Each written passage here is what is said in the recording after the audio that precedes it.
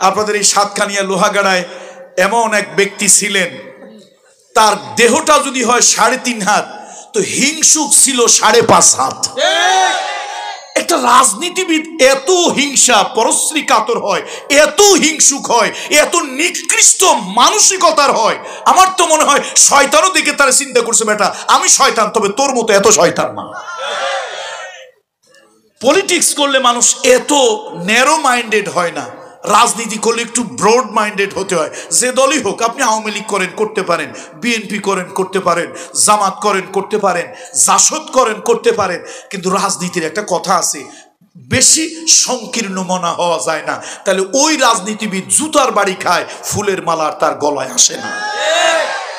যে দলের হোক, আওয়ামী লীগের যদি আপনি হন, একটু ব্রড মাইন্ডেড হবেন, লোকজনকে দেখলে ভালোবাসবেন, মামলা দেবেন না, এলাকার লোকদেরকে হয়রানি করবেন না, এলাকার লোকদেরকে দৌড়ের উপরে রাখবেন না।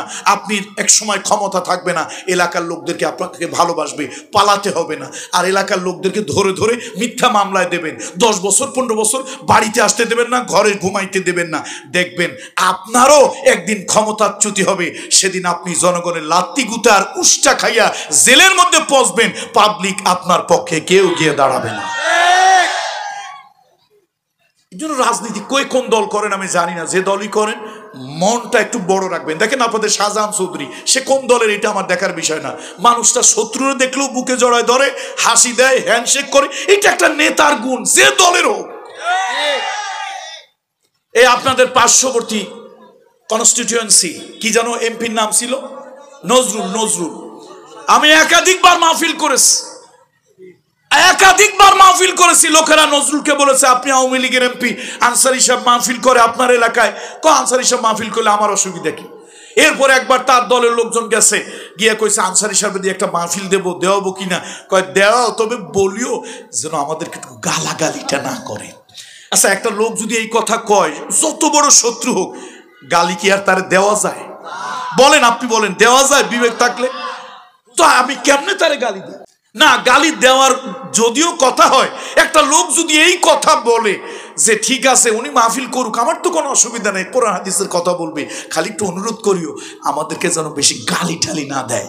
তো এই কথা বললে, এই কথা যখন আমি শুনছি, আমি চিন্তা করলাম না, গালি 2-4টা দিতে চাইছিলাম, অন্তত দেওয়া যাবে না। যে বেটা এরকম একটা কথা বললো, তারে গালি কেমনে দেই? বন্ধুরা আমার, আসুন, ইসলাম নামে আছে কিন্তু কাজে থাকবে না, এমন একটা সময় আসবে।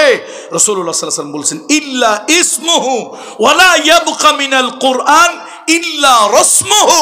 কোরআনের রসম ছাড়া, এই কোরআন জানাজার নামাজে পড়ে, মরার খতমে পড়ে, কবরের পাশে গিয়ে পড়ে, কিন্তু এই কোরআন পার্লামেন্টে পড়তে হয়, এই কোরআন আইন প্রয়োগকারীর কাছে গিয়ে পড়তে হয়। এই কোরআন আমার রাষ্ট্রে নাই, পার্লামেন্টে নাই, বিচার ব্যবস্থা নাই, অফিস আদালতে নাই, আইন কানুনে কোরআন নাই। কত ঠিক কিনা বলুন?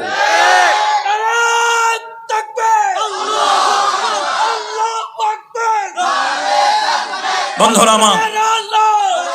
আমার, এই কোরআন এসেছে শুধু তেলাওয়াত করার জন্য। পৃথিবীতে কোরআন আসে না শুধু তেলাওয়াত করার জন্য, আসে না। হ্যাঁ, কোরআন তেলাওয়াত করতেই হবে, আমি আবার এর বিপক্ষে না, আবার উল্টো পাল্টা বুঝবেন না। কিন্তু কোরআন তেলাওয়াত এমন একটা কিতাব, তেলাওয়াত করলে সওয়াব আছে, আলহামদুলিল্লাহ বলে।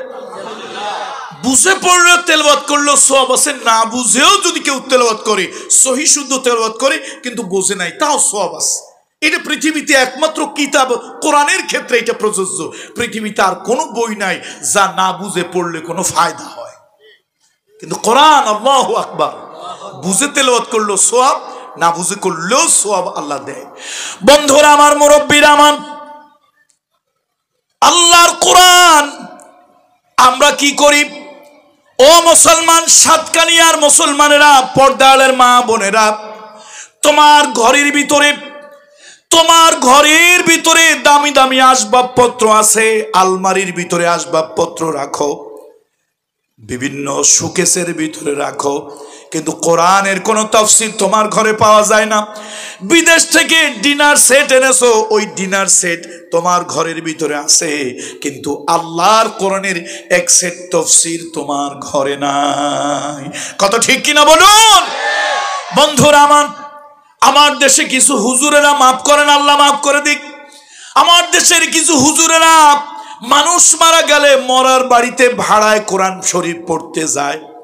আমার প্রশ্ন হলো, যেই লোকটা জিন্দা থাকতে কোরআন পড়লো না, যেই লোকটা জিন্দা থাকতে কোরআন ধরলো না, যেই লোকটা জিন্দা থাকতে তার বিয়ে শাদী চাকরি নকরি, তার ব্যাংক বিমা অফিস আদালত কোনো কাজে কোরআন লাগলো না, এই লোকটা মারা যাওয়ার পর হাজার খতম কোরআন তার জন্য পড়ে কি লাভ হবে?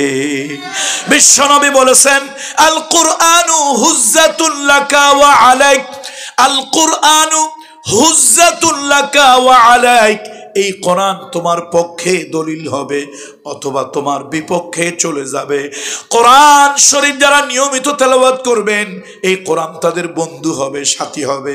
আর কোরআনের 114 সূরা, এর ভিতরে একটা সূরা আছে 29 পারার প্রথম সূরা, সূরাটার নাম হলো মুলক। সূরায়ে মুলক ইবনে কাসির পড়লাম, জালালাইন শরীফ পড়লাম, তাফহিমুল কোরআন পড়লাম, জিলালুল কোরআন পড়লাম, তারপরে মারিফুল কোরআন পড়লাম, যত তাফসীর পড়লাম। এই সূরা মুলকের ফজিলত, সূরা মুলকের ফজিলত কেউ যদি নিয়মিত ইশা নামাজের পরে ঘুমাতে যাওয়ার আগে সূরা মুলক নিয়মিত কেউ যদি তেলাওয়াত করে, কেউ যদি পাঠ করে, ওই লোকটা একদিনের জন্য হলেও, একবারের জন্য হলেও স্বপ্নের আগে রাসূলুল্লাহর মৃত্যুর আগে রাসূলুল্লাহর সঙ্গে স্বপ্নে মোলাকাত হয়ে যাবে।